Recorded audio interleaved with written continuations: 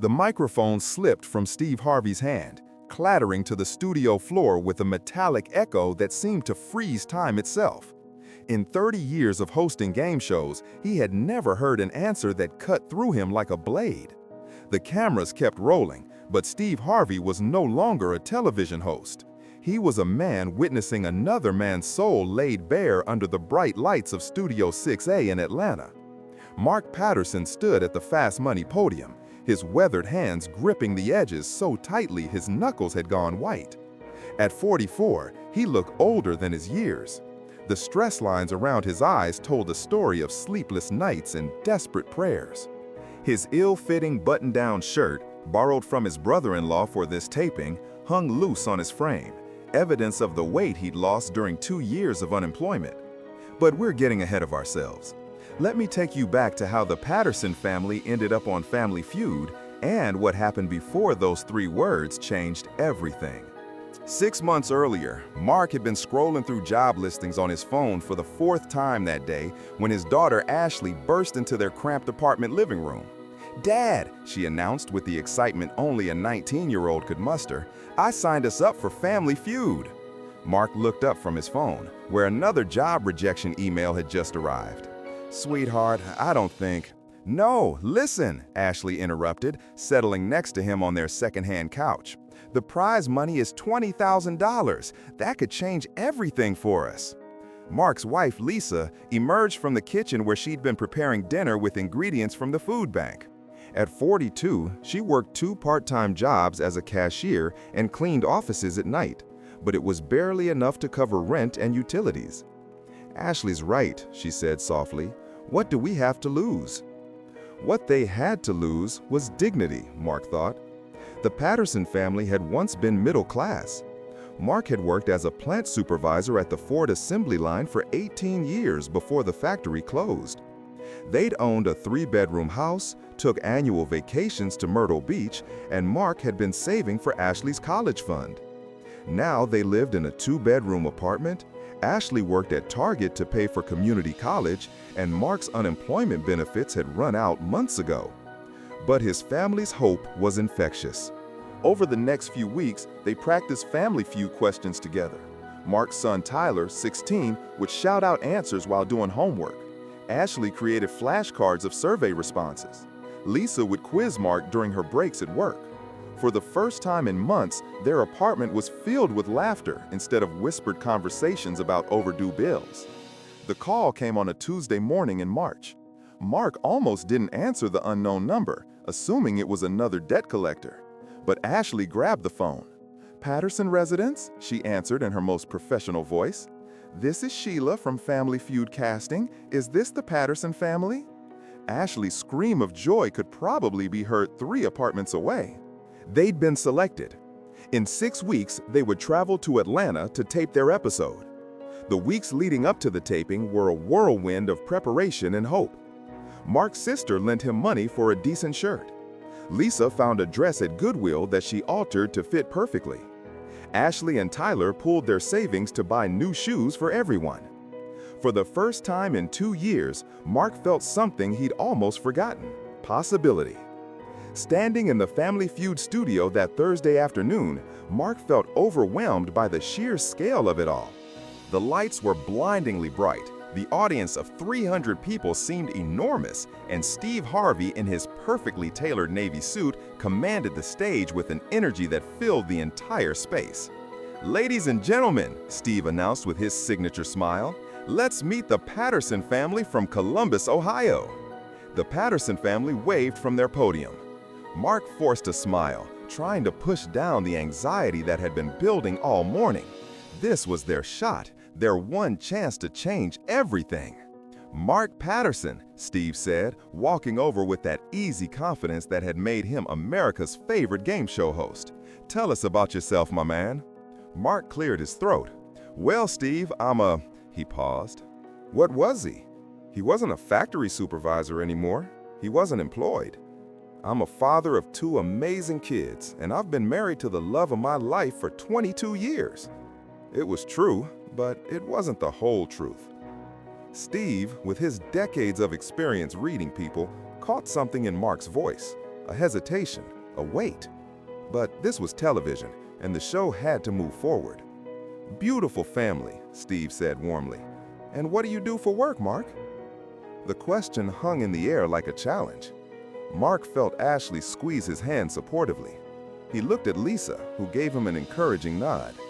"I'm between opportunities right now, Steve, but I'm optimistic." Steve's expression softened slightly. He'd been in entertainment long enough to recognize the euphemisms people use to maintain dignity. Between opportunities. That was code for unemployed, probably for a while. "Well, the Patterson family is here to play Family Feud," Steve announced, moving the show forward with professional grace. "Let's see if we can change some of those opportunities today." The game began against the Rodriguez family from Phoenix. The Pattersons started strong. Ashley nailed the first question about things people do at the beach. Tyler, despite his nervousness, gave solid answers about items found in a teenager's backpack. Lisa, drawing on her customer service experience, charmed Steve with her quick wit and warm smile. But it was Mark who surprised everyone, including himself. When the category was "Things that make a man feel proud," Mark stepped to the podium with more confidence than he'd felt in months. "Providing for his family," he answered without hesitation. "Providing for his family," Steve repeated, and the answer lit up at number 1 on the board. The Patterson family erupted in celebration, and for a moment, Mark felt like the man he used to be. They fought their way through 5 rounds, trading the lead back and forth with the Rodriguez family. Steve was in his element, cracking jokes, doing his signature reactions to unexpected answers, and creating those moments of connection that made Family Feud more than just a game show. But it was during the final round that everything changed. The Pattersons had lost the main game by a narrow margin, but they'd won the right to play fast money. In Family Feud, losing families can still walk away with thousands of dollars if they score enough points in the final lightning round. Lisa went first, answering 5 rapid-fire questions and scoring 164 points. It was a solid performance, but they needed 200 points total to win the $20,000. Mark needed just 36 more points to change his family's life. Steve walked over to Mark at the Fast Money podium. The studio audience was buzzing with energy, sensing that something special might happen. The Rodriguez family, despite being the winners, found themselves rooting for the Pattersons. There was something about this family, something about the quiet desperation mixed with hope that had touched everyone in the studio.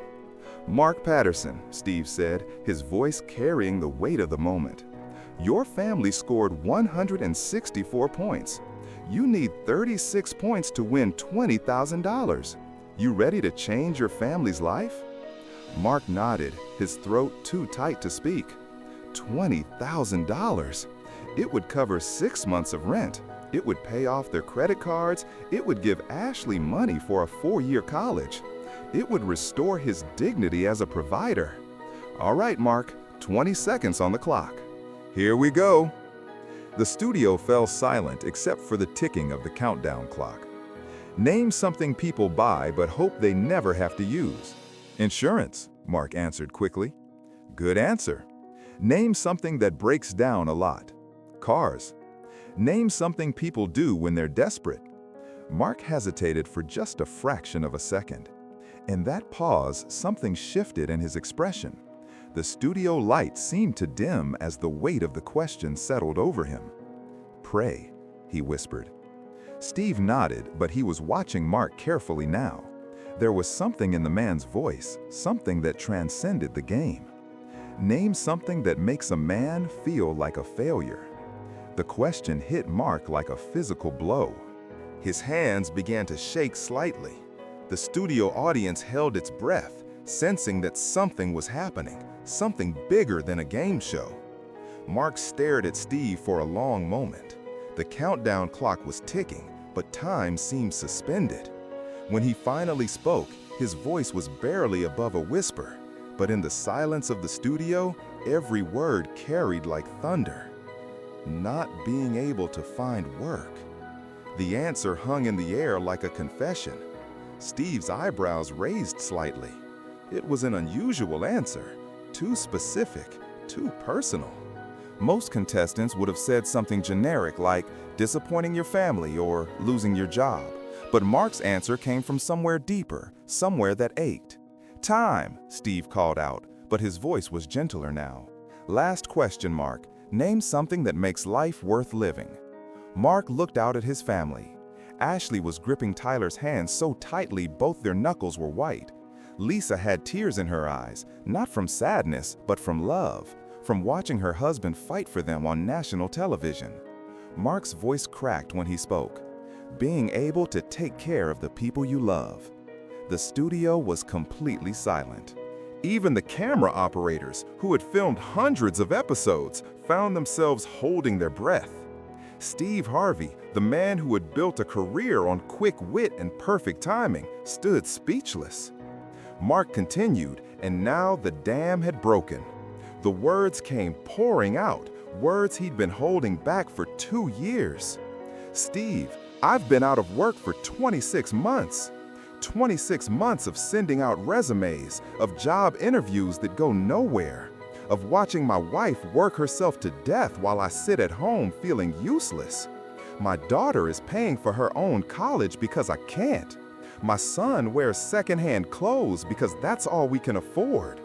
And every night, I lie awake wondering what kind of man I am if I can't even provide for my family." Behind the scenes, something unprecedented happened.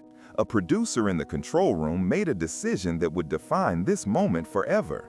Instead of cutting to commercial, instead of following protocol, she whispered into her headset, "Keep rolling. Whatever happens, keep rolling." Steve Harvey set down his cards and walked over to Mark. The man who had hosted thousands of hours of television, who had seen every possible scenario a game show could produce, found himself in completely uncharted territory. "Mark," Steve said, his voice stripped of all performance, all entertainment value. This was just Steve Harvey, the man, talking to another man who was drowning in pride. "How long has it been since you felt like yourself?" The question broke something in Mark. He gripped the podium harder, his shoulders beginning to shake. "I don't remember," he admitted. "I used to be somebody, Steve. I supervised 43 people at that plant. I had respect. I had purpose. Now I'm just nobody." The studio audience was openly crying now. Ashley had buried her face in her hands. Lisa was sobbing, not from shame, but from watching her proud husband finally admit his pain. Steve Harvey, who had made millions of people laugh over his career, who had built an empire on humor and quick comebacks, did something that no game show host in television history had ever done. He walked around the podium, and without hesitation, without checking with producers, without thinking about cameras or ratings or television protocol, he pulled Mark Patterson into a hug. It wasn't a quick, camera-friendly embrace. It was the kind of hug one man gives another when words aren't enough, when shared humanity transcends everything else. "Listen to me," Steve said, his voice thick with emotion. "You are not nobody. You hear me? You are not defined by a job title. You are not defined by a paycheck. You are defined by the love in this room, by the family that drove 8 hours to be here with you, by the fact that you're still fighting." The cameras captured every moment, but by now everyone understood that they were witnessing something far more important than a game show. This was a man's dignity being restored on national television. But Steve wasn't finished. He stepped back and looked directly into Mark's eyes. "You want to know what makes a man? It's not having all the answers. It's not never falling down. It's getting up every morning and trying again, even when everything inside you wants to quit. And brother, you've been doing that for 26 months. He reached into his jacket pocket and pulled out something that caught the studio lights, his personal business card. "Mark, I want you to have this, not because you're a contestant, but because you remind me of my own father. You remind me of every man who's ever had to choose between pride and providing." Mark took the card with trembling hands. It was more than paper and ink. It was recognition. It was respect from a man he'd watched on television for years, a man who understood struggle, who had climbed from nothing to everything. "Now," Steve continued, turning back to face the board, "let's see how you did." The points were revealed one by one. Insurance, 23 points, 12 points. Pray, 8 points. Not being able to find work, 31 points. Being able to take care of the people you love, 19 points. The total, 93 points. Combined with Lisa's 164, they had 257 points. They had won the $20,000. But as the confetti fell and the celebration music played, everyone in the studio understood that the money was secondary. What had happened transcended prizes or points. A man's dignity had been restored. A family's hope had been validated. And millions of viewers had been reminded that worth isn't measured by employment status. The Rodriguez family, who had technically won the main game, abandoned their celebration to join the Pattersons. Complete strangers became family in that moment, united by the recognition of shared struggle and human resilience. Steve called both families to center stage. This was usually when he would congratulate the winners, take some photos, and wrap the show. Instead, he did something unprecedented. "Ladies and gentlemen," he said, his voice carrying a gravity that transcended entertainment. "What we just witnessed wasn't just television. It was a reminder that everyone in this room, everyone watching at home, has felt like Mark Patterson at some point in their lives. We've all wondered if we're enough. We've all questioned our worth. And today, this man reminded us that our value isn't determined by our circumstances." He turned to Mark, who was still holding Steve's business card like it was made of gold. "Mark Patterson, you came here hoping to win money for your family, but you've given us something worth more than any prize. You've given us the reminder that courage isn't the absence of fear or doubt. Courage is standing up and telling your truth, even when it's hard." The applause that followed wasn't television applause. It was the kind of recognition that comes from deep in the chest, from a place of shared humanity. After the camera stopped rolling and the audience filed out, something extraordinary happened. Steve Harvey didn't rush off to his dressing room as he usually did. Instead, he spent an hour with the Patterson family, away from cameras, away from producers. He listened to their full story. He learned about Mark's 18 years at the plant, about Lisa's 2 jobs, about Ashley's dreams of becoming a teacher, about Tyler's talent for math, and he made phone calls. Not as Steve Harvey the celebrity, but as Steve Harvey the man who understood what it meant to struggle. Within a week, Mark had 3 job interviews lined up. One of them, at a logistics company in Columbus, turned into a position as a shift supervisor. It wasn't the same as his old job, but it was dignity. It was purpose. It was a chance to provide again. The episode aired 3 months later and became one of the most watched Family Feud episodes in history. Not because of drama or humor, but because viewers recognized something authentic in a world that often feels manufactured. The moment when Mark said, "not being able to find work," became a viral clip, shared millions of times by people who understood that feeling of worthlessness that comes with unemployment. More importantly, it started conversations. In living rooms across America, families began talking more openly about struggle, about the shame that comes with job loss, about the way society measures a person's worth. Companies began to reconsider how they treated long-term unemployed applicants. Support groups formed for people dealing with extended unemployment. Mark Patterson never forgot that day. The business card Steve gave him is framed in his office at the logistics company where he now works as operations manager. But its real power wasn't in what it represented, it was in what it started.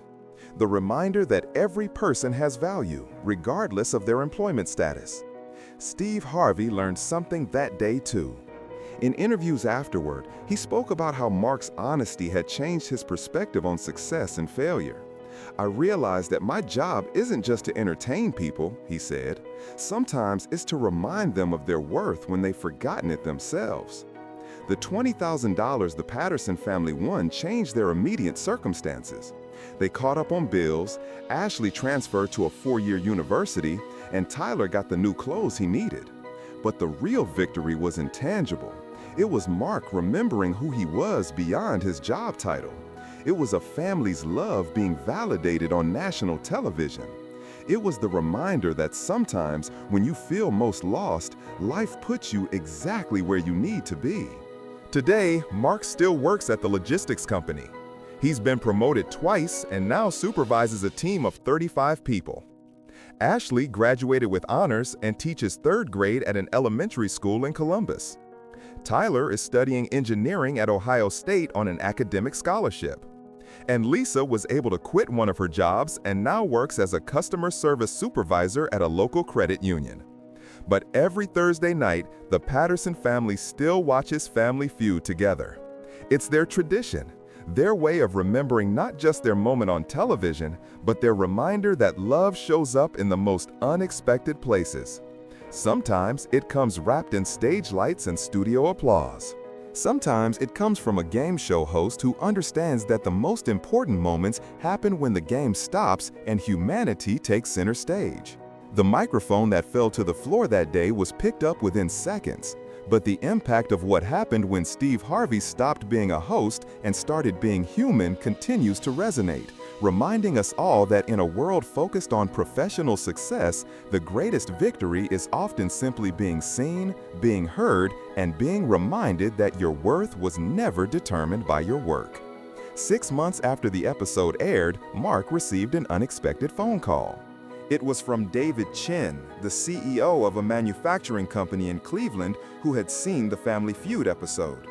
"Mr. Patterson," David said, "I watched your story, and I want you to know that my company has a policy now. We actively seek out candidates who've been unemployed for extended periods because we believe they bring a hunger and appreciation that others might not have." That phone call led to Mark consulting with other companies about their hiring practices. He began speaking at job fairs and unemployment support groups, sharing his story and encouraging others to maintain their dignity during their search. "Your worth isn't defined by your employment status" became his signature message, words that Steve Harvey had given him on that studio floor. The Patterson family story also inspired Steve Harvey to create a foundation specifically for long-term unemployed workers. The Second Chance initiative provided job training, interview coaching, and connected people with employers who valued experience over employment gaps. In its first year, the program helped over 2,000 people find meaningful work. But perhaps the most profound change was in how Mark saw himself. The man who had once introduced himself as "between opportunities" now spoke with confidence about his journey. At his company's annual meeting, when asked to share his story with new employees, Mark stood before a room of 200 people and said, "I learned that falling down doesn't make you a failure. Staying down does. And sometimes you need someone to remind you that you're worth getting back up." The business card Steve gave him that day remained in Mark's wallet, worn smooth from handling. Not because he needed to call Steve Harvey, but because it represented something larger. It was proof that in a world that often measures people by their productivity, their income, their titles, there are still those who see the person beneath the circumstances. Lisa Patterson often said that winning the $20,000 changed their bank account, but that moment when Steve Harvey hugged her husband changed their lives. Mark came home that day different, she would tell friends.